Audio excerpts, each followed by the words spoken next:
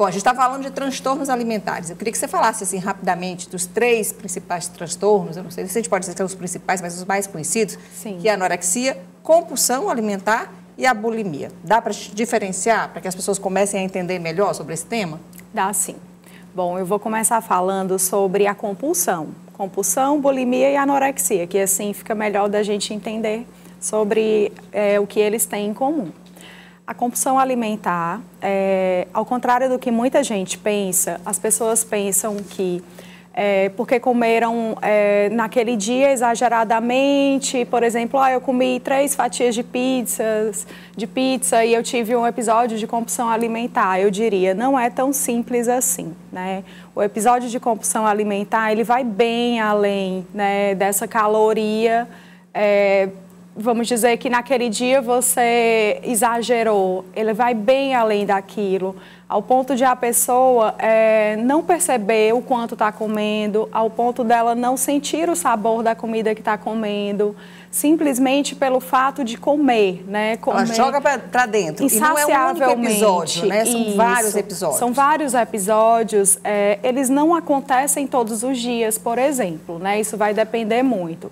Eles vão acontecer uma vez na semana, 2 vezes, mas eles vão se repetir por tempos e tempos, né, naquela pessoa. E a pessoa deve ficar preocupada, tipo assim, se isso se repetir, por exemplo, 1 mês, 2 meses, quando que deve, a pessoa deve prestar atenção que não está normal?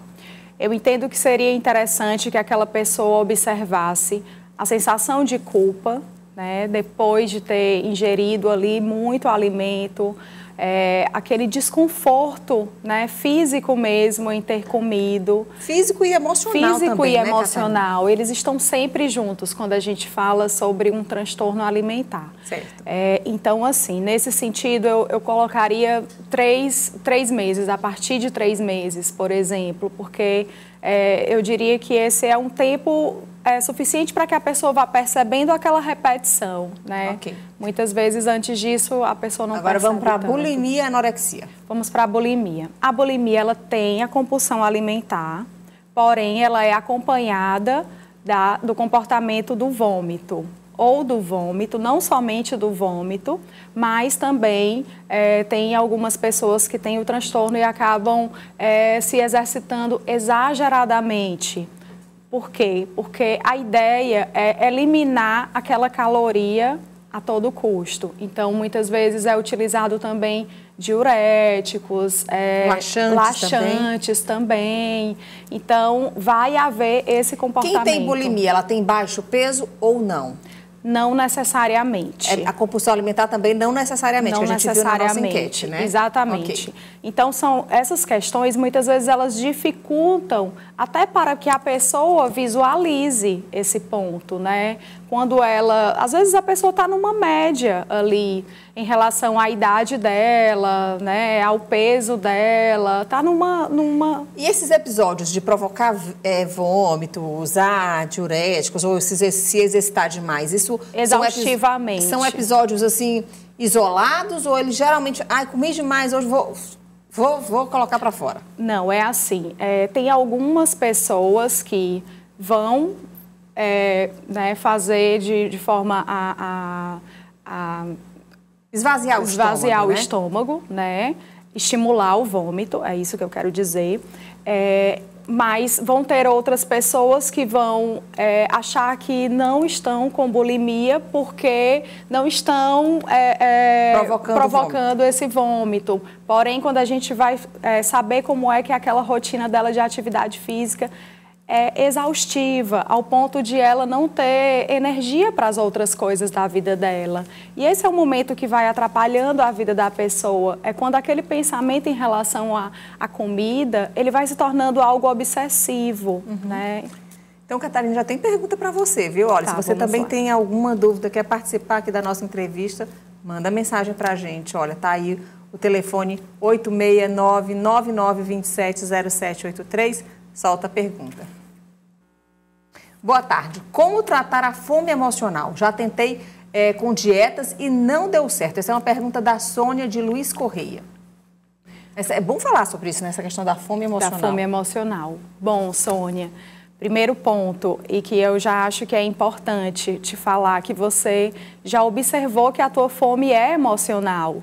Então, nesse sentido, se você percebe que essas dietas, elas não estão necessariamente te ajudando, eu diria, não sinta vergonha de buscar uma ajuda com o profissional da psicologia, a psicoterapia, né? Eu acredito que se você vai até esse profissional e conversa melhor, mais a fundo sobre o que você percebe da tua fome emocional, então isso fica bem mais possível de você se ajudar e se conhecer melhor dentro dessa sua questão. E pode até ser que depois que cuide do emocional, a dieta vá ter Exatamente. Efeito, né? Porque a gente precisa observar, né, que muitas vezes dietas também muito restritivas, né? Então, é todo um contexto nesse sentido. Ok. E a gente já falou, então, da bulimia, né? Da compulsão alimentar. Agora vamos falar um pouquinho da anorexia. O que diferencia a bulimia da anorexia? Bom, a anorexia, o que vai definir principalmente ela é sobre o comportamento restrito em relação à alimentação. É como se a pessoa sentisse medo de comer, né? A comida para ela é algo negativo, é algo que vai deformar o corpo dela. Existe também uma alteração de como você se visualiza no espelho, né? Por mais que você esteja muito magro e muito abaixo do seu peso ideal, porque quando a gente fala sobre essas questões, a gente precisa explicar bem que é abaixo do que é o saudável para você. Nesse tem até umas ilustrações aí, coloca aí algumas ilustrações que a gente falou sobre esse tema, que é de bulimia, que a pessoa se vê gorda no espelho. Ela, na realidade, ela está extremamente magra e quando ela se olha no espelho, ela se vê, ela se vê maior do que o que ela está, né? Isso. Maior do que o que ela é. Existe então, essa alteração. Essa alteração da realidade até. Alteração da realidade, da autoimagem e principalmente o medo excessivo de comer, né?